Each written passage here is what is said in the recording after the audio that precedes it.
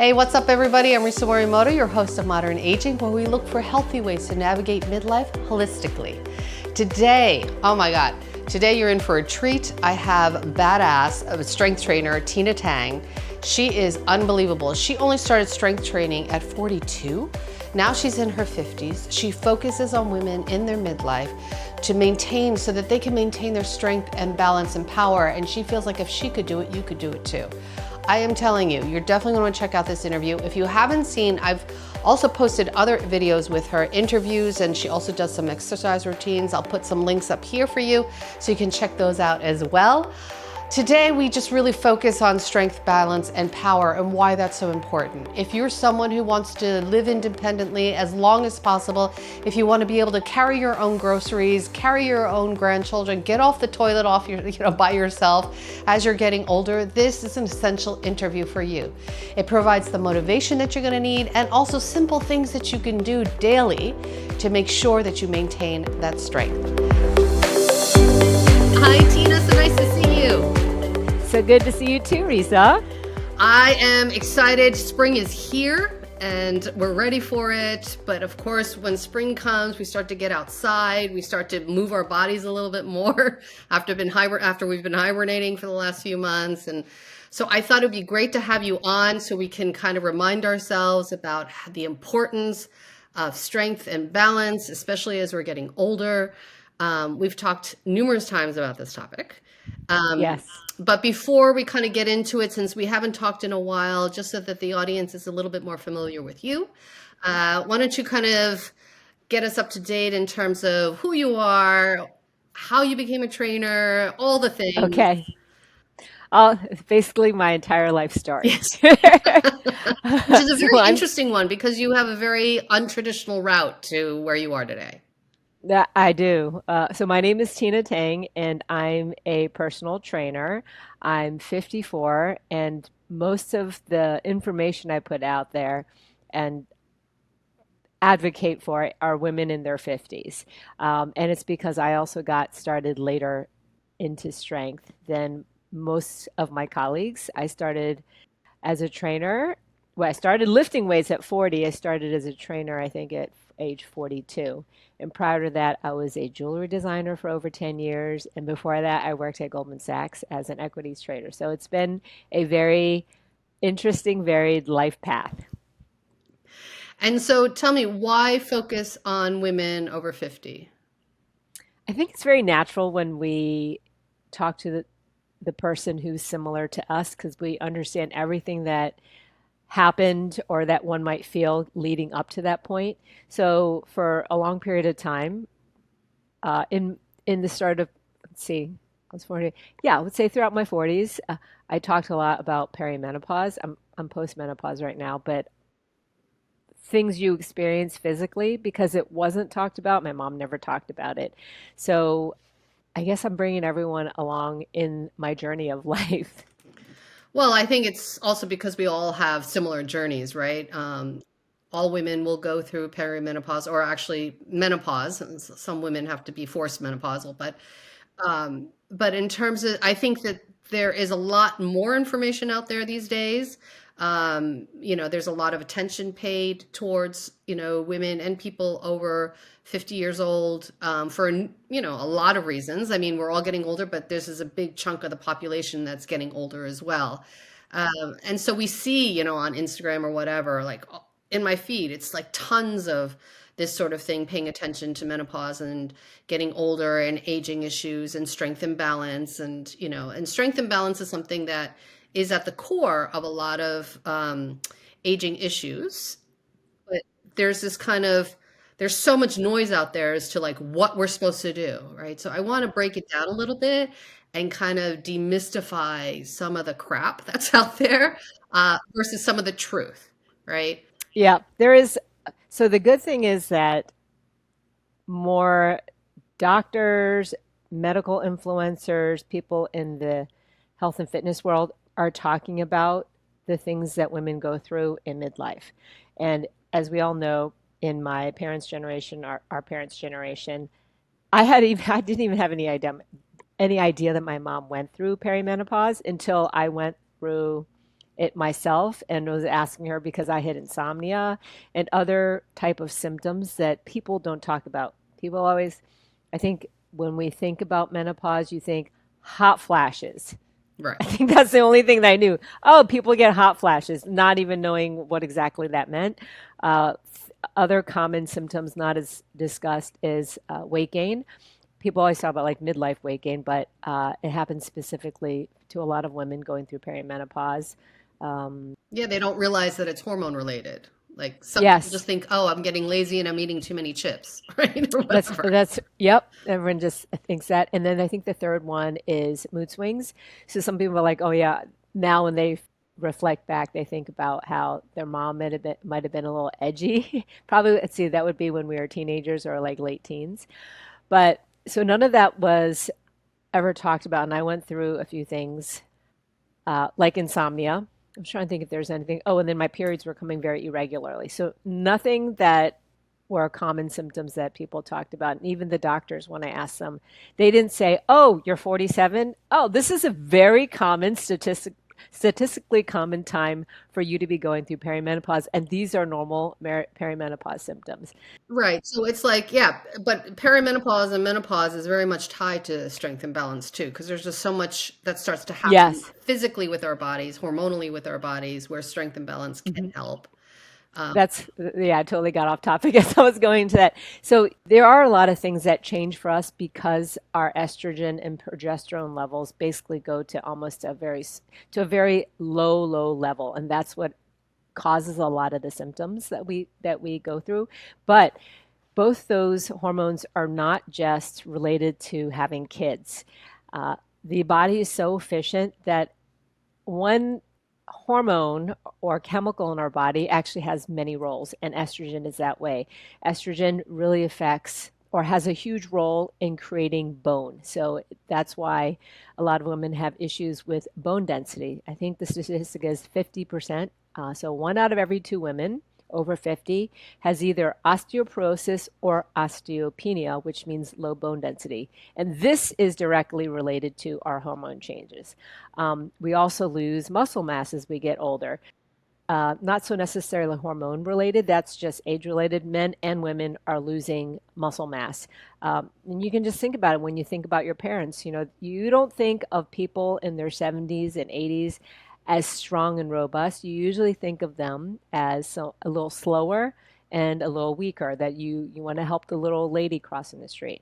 So these are things that are important. And there's right now, because everyone's talking about it more, which is wonderful, there's a lot of sound bites and uh, supplements we talked about being sold, products being sold, and myths being created. Probably some with the intention of helping people, but then in this world of digital, when we have sound bites, we're not hearing the whole thing. You know, there's nuance to things.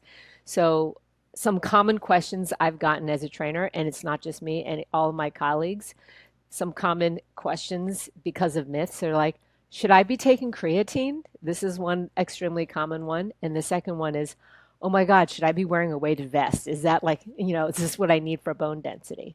They're not fads, but they are fads because everyone's talking right now right. about them right now Right. on. So tell me what is creatine and why do people feel like they need it per se? So, uh, of all the supplements that's out there, there's a lot that don't have research behind it, but creatine is the most researched, proven supplement um, that exists in the quote unquote market. But it's something that our body makes, and it's also something that our body uses. So when you're strength training, the reason why bodybuilders often, so back in the day of Arnold, they're all taking creatine because it is what helps provide the energy, that little extra boost. Like when your muscle, let's say you're starting to get tired, you're doing a bicep curl, you're getting tired.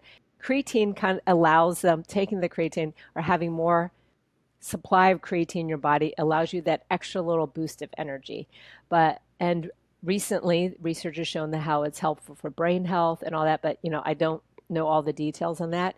Um, but I think what people forget, even though this is a well-researched supplement, it's like thinking about, as we were talking about earlier, Worrying about taking creatine only matters if you're already doing some of the most basic foundational things for your health.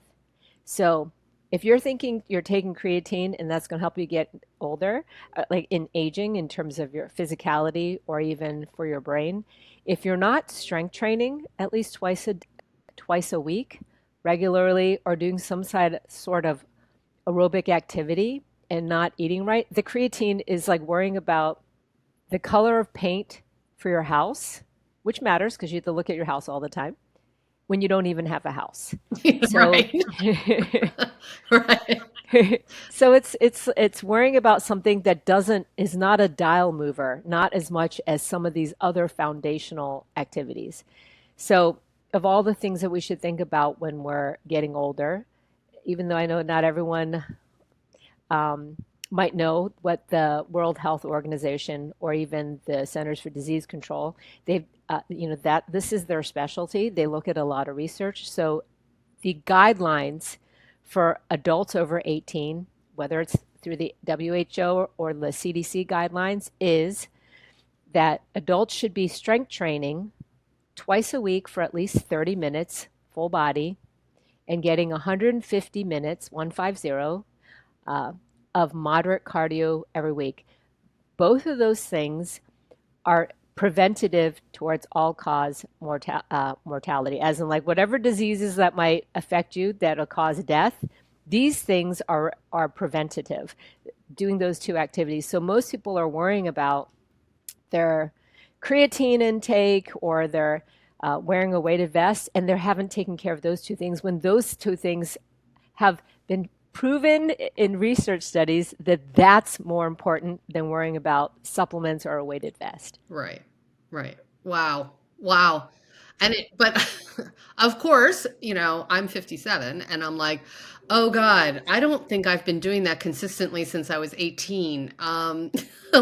So like for Hmm. those who have not been taking care of ourselves, right? Hmm.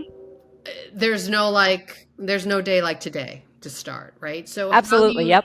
how do you encourage people who haven't been doing this for most of their adult life, um, to just start? Because I think that's really the hardest thing, right? And to You are create a absolutely right. habit.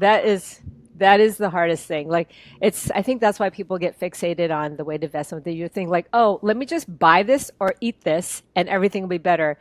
Because the hardest thing to do is to create a habit that you stick with every single week. Um, I'd like to tell you the magic for that because every trainer's every trainer's job would be much easier, and actually it would be better for everyone because then you would probably have to spend less time, I mean less money going to classes or seeing a trainer. But that's the $1 million question. I always say, or let me rephrase that. The people that I've seen this work most successfully for, as in really make a change in their life forever, they started with something very small and simple and did not worry about all the noise online that's saying you need to get 10,000 steps, you need to be doing HIIT, you need to be strength training, but not just strength training, you need to be lifting heavy, you need to be doing, there's a lot of noise out there. But I think about this one client I had. When she and I met, she was 67 and she was powerlifting, so using barbells 5 days a week. Wow. But she only started exercising ever in her life at the age of 57. So, how she got started, because she'd never exercised before in her life, was now this is the question is why did she start this? She started taking a walk every day. She was not even doing walks prior. So she started taking a walk every day, and after a year of this, she became a little bit more adventuresome. She's like, I think I'm going to try a Zumba class. And then she started taking a Zumba class. So the walk, a whole year of just something as simple as a walk, segued her to a Zumba class. And then she started going more frequently to the Zumba class. And then she met a friend in there. And the friend that she met happened to be a trainer, so someone who also taught a different class. And this trainer said, why don't you come to my TRX class? And she started taking the TRX class. And then I think that was like a year of her doing Zumba. So then in the third year, her and that friend started to work out together. That friend, was a trainer, so got her into barbells and everything. But when I think about her journey, how it all started with a simple walk, and that's really all it takes. You just have to do something that's very low barrier to entry. And it sounds so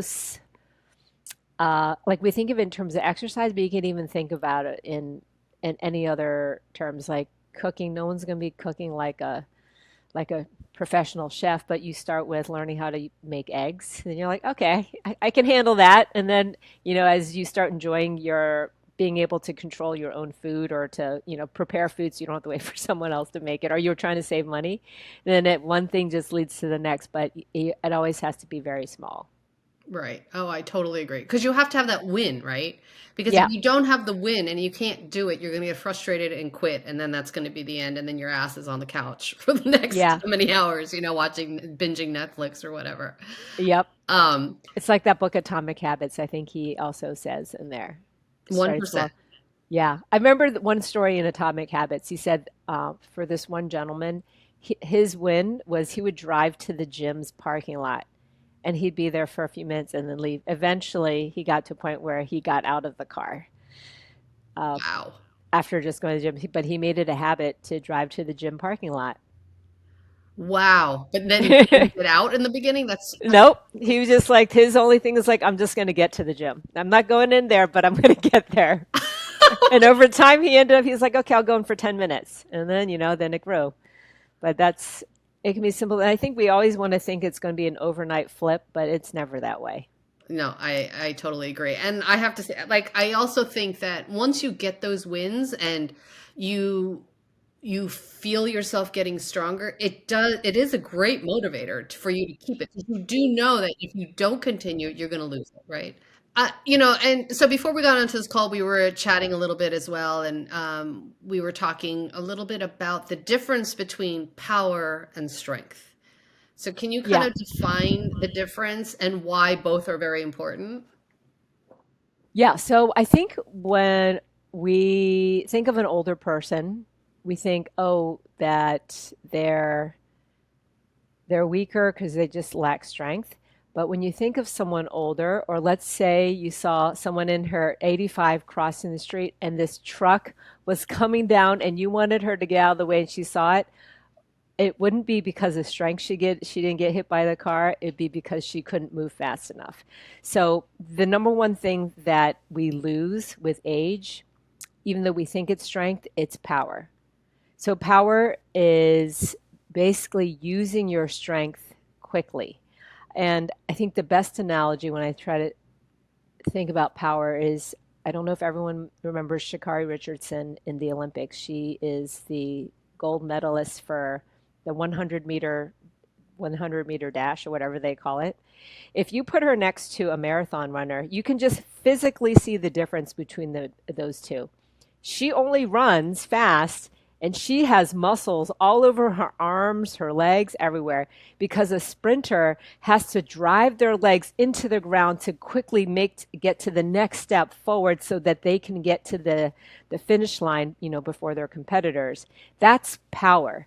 Whereas a marathoner is going for long distance, like, yes, of course, they want to be the first one to finish after running 26 miles, but their body types literally show you the difference between endurance and power. So when we get older, the quality we lose the fastest is our power. But of course, you can't be powerful without having strength. So it is important to think about both of those in terms of exercise. But if you haven't been exercising, your most important thing is the underlying foundation for everything is first get stronger. Power, if you're trying to figure out, well, what kind of exercises would that mean? You can even think about taking a big ball, they call it a med ball, which is basically a weighted ball that's probably larger than the size of my head, and slamming it down the ground.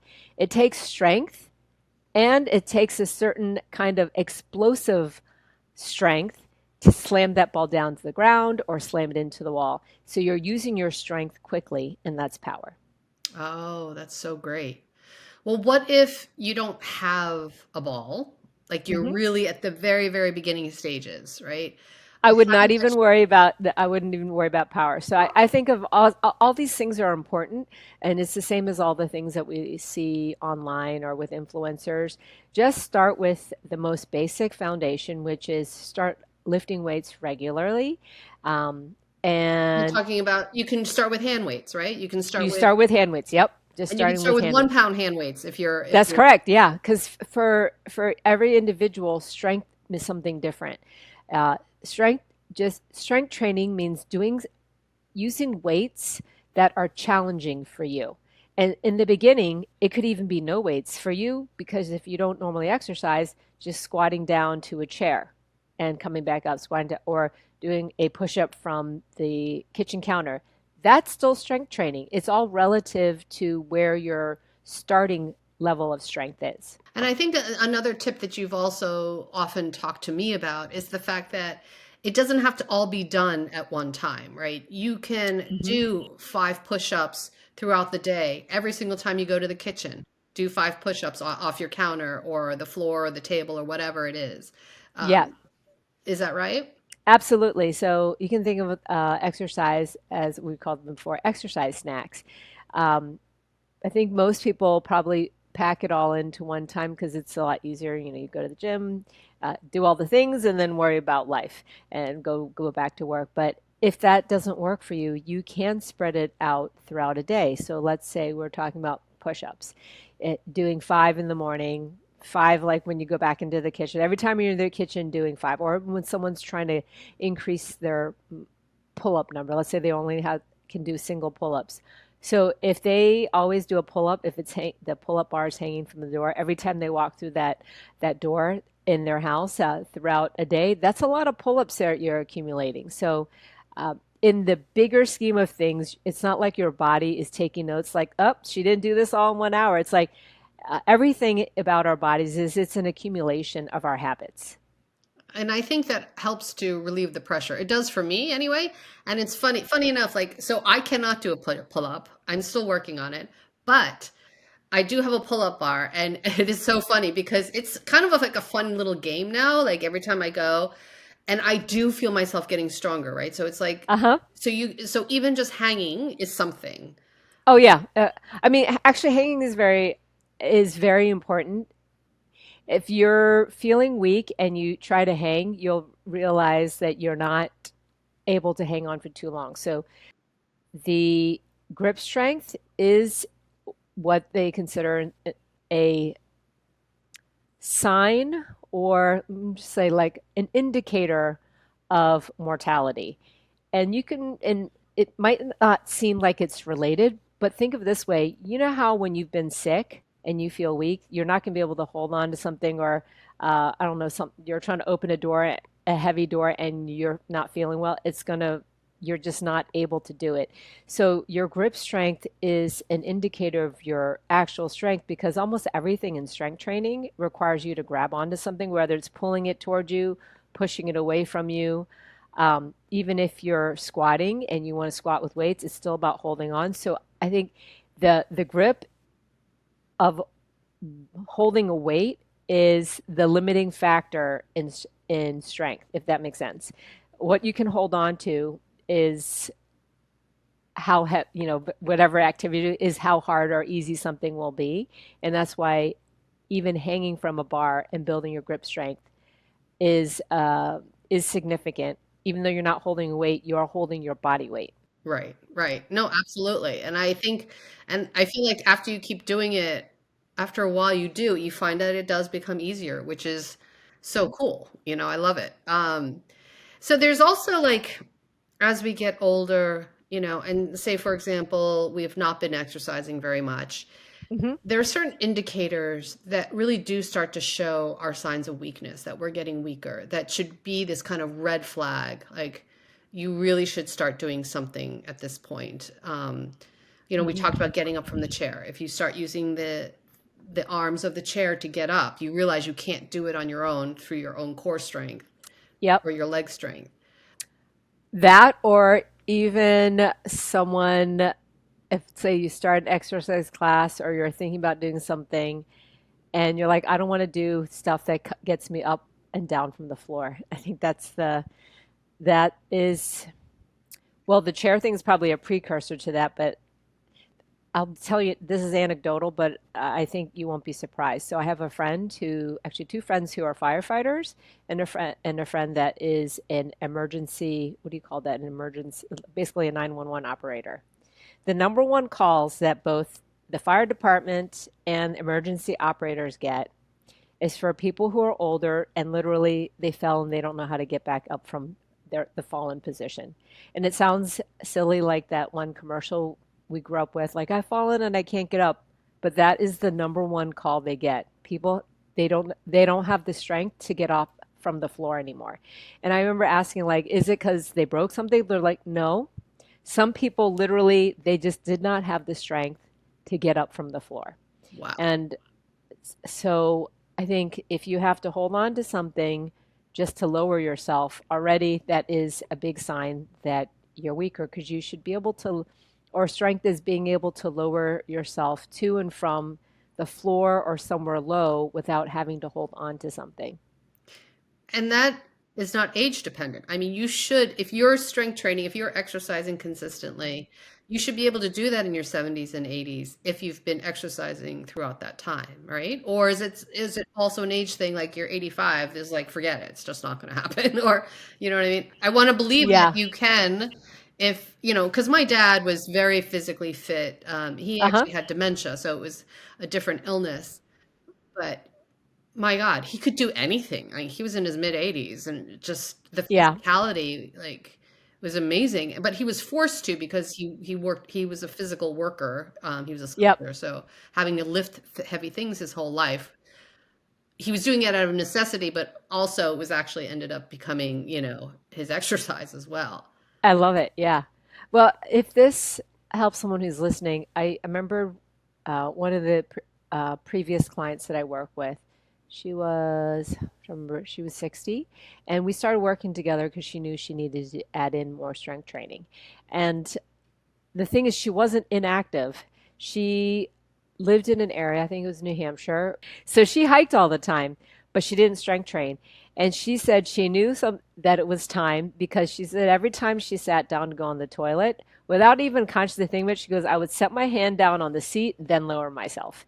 So, and then after starting strength training, she noticed that she did not have to, or maybe it's part confidence because you start feeling weaker, but because she started doing squats, she knew that, oh, I can sit down without having to put my hands out to make sure I'm sitting somewhere okay. Right, which that's an amazing feeling. That's great because for someone who's older who was able to reverse it by doing, starting strength training later. And it's never too late. Like I think the research shows like you can build strength at any age. I think it's just more advantageous if you've started younger because with age we just this is with everything regardless of sex or age, like we just everyone loses things as they get older, right? The ability to, your hearing goes, your eyesight goes, your skin is not as elastic, so our strength, our musculature starts declining. And that's why if you start earlier in your life, it just means the decline starts from a more full position than if you start the strength later in life. Never too late, but you just start with a more full base of whatever it is if you start younger. Right, right. Totally agree. Totally agree. But then again, I do want to emphasize the fact that it's never too late if you have it. No, it is never too late. You can build muscle, and like that one woman online, Joan, I can't remember her name. She's in her late 70s, 80s. She went from being, I'd say, very unfit to now just muscles everywhere, and she's in her 80s. Wow, that's amazing. So I just want to kind of segue into balance and the importance of balance because they're Okay. also, we also talk about strength and balance as though they're the Hmm. same thing, but they're a little bit different. Um, and you had used this example about tripping, which also brings in the whole sense of power as Hmm. well. But can you talk to me a little bit about the importance of balance? I mean, besides the obvious, but like, how can we retain our sense of balance as well? Are there certain things that Yep. we can do?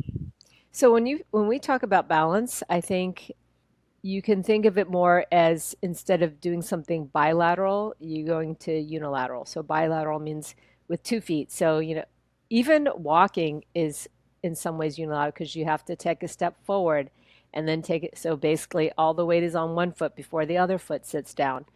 Um, and when we get older, the ability to just be on one foot gets harder. I mean, I hear it all the time, even not even from someone in their retirement age. They're like, "Oh, my balance is so bad," and the only way we get better at balance or single things that are on one foot is by doing more of it. And you can think of this because you're just basically teach your body, let me practice doing this because the body is always geared towards survival. And I always think about this, we've evolved so that there's certain things that habits that we have and or not sorry, let me take it back. We've evolved in a way that all the body wants to do is make sure that we're alive. So examples, if we get hangry because it's time to eat and your body it's like stay out of my way, I'm hungry. And then when it comes to balance, if you don't, or even strength, if you don't put it in that challenging position, it's not going to rise to the occasion to be able to do it because it's no longer something that the body has to do.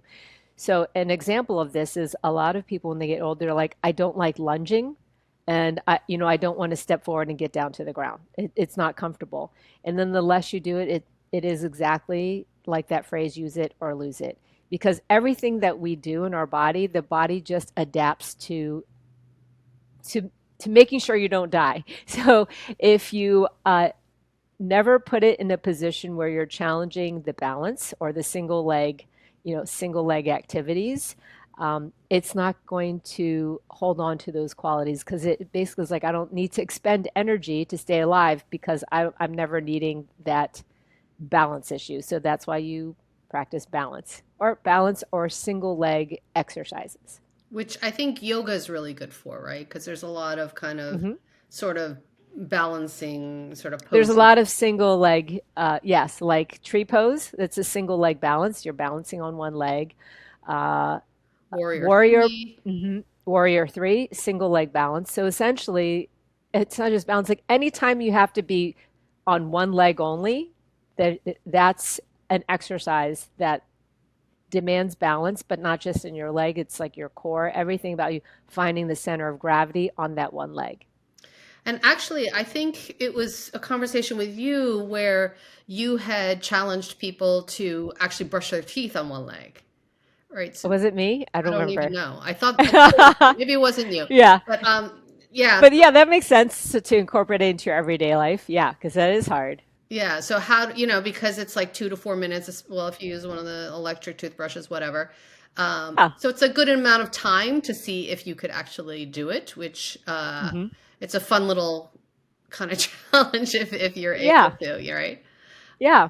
Um, Or if you're starting your strength training, you think about doing things that challenge your balance, but doesn't have to be, just stand on one leg. For you to start with, trust me when I say a lot of people, when they get older, they do not like to lunge, as in step forward and have one leg forward, one leg back. And part of that is because of balance. uh, I love lunging. That's so funny, but I guess because I do yoga and there's so much lunging when you do yoga, Yeah.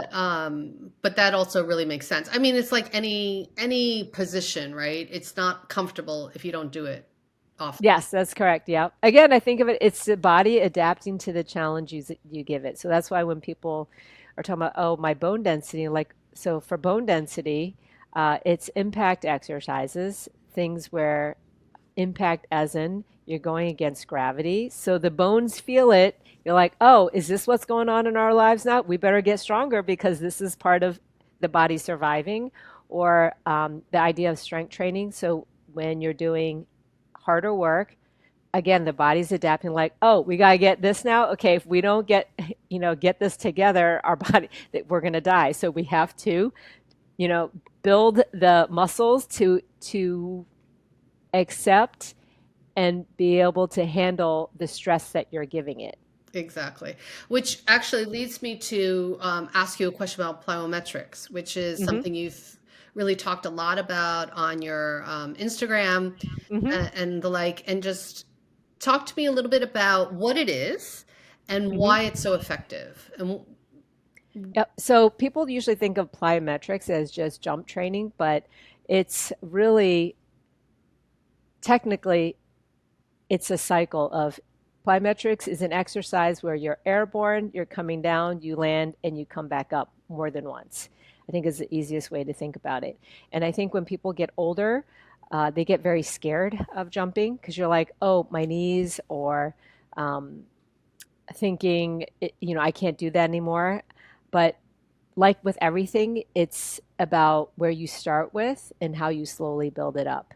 And it is very important in terms of reactivity time. So, like we were talking about, anytime you put your body to a challenge or you're training it, like exposing it to a challenge, it will rise to the occasion because that's what our bodies are designed to do to survive. Whatever challenges you give it, it wants to stay alive.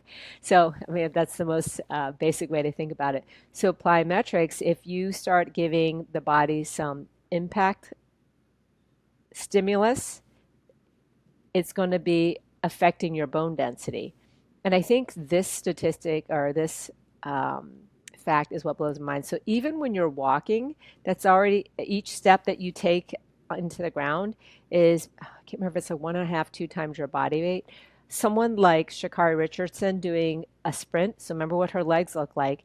That is like every step she takes to drive into the ground to propel herself forward is at least 6 times her body weight.